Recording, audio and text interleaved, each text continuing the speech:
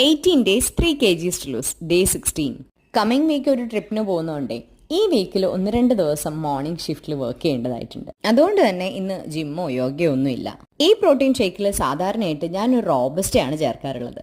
ഇന്ന് അതിന് വരെ ഒരു ക്യാരറ്റ് വെച്ച് ട്രൈ ചെയ്ത് നോക്കി. നല്ല യമ്മി ആയിരുന്നു കേട്ടോ. മിഡ് മോർണിംഗ് സ്നാക്കായിട്ട് ഇന്നൊരു ആപ്പിളാണ് കഴിച്ചത്. ഉച്ചയ്ക്ക് ഇന്ന് ചെറുപയർ ദോശയാണ്.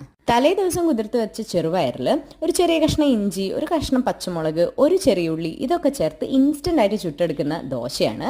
ഇത് നല്ല പുളിയുള്ള കറികളുടെ കൂടെ നല്ല ടേസ്റ്റ് ആയിരിക്കും, എസ്പെഷ്യലി മീൻകറി. വലിയൊരു പേരൊക്കെ വീട്ടിലിരിപ്പുണ്ട്. അപ്പോൾ അതിൻ്റെ പകുതി എടുത്ത് വൈകിട്ട് കഴിച്ചു. രാവിലെ ജിമ്മിൽ പോകാൻ പറ്റാത്തതുകൊണ്ട് വൈകിട്ടൊന്ന് നടക്കാൻ ഇറങ്ങി. ഒരു 1/4 മണിക്കൂറൊന്ന് നടന്നു. വലിയ രീതിക്കുള്ള വ്യായാമമൊന്നും അല്ലെങ്കിലും ഒന്നനങ്ങി കിട്ടും. വെള്ളയപ്പാണ് ഇന്ന് ഡിന്നറിനായിട്ട് എടുത്തിട്ടുള്ളത്. അതും കുറച്ച് ബീഫ് കറിയും. വെള്ളയപ്പം അങ്ങനെ കഴിക്കാൻ തന്നെ എനിക്ക് വളരെ ഇഷ്ടം കേട്ടോ.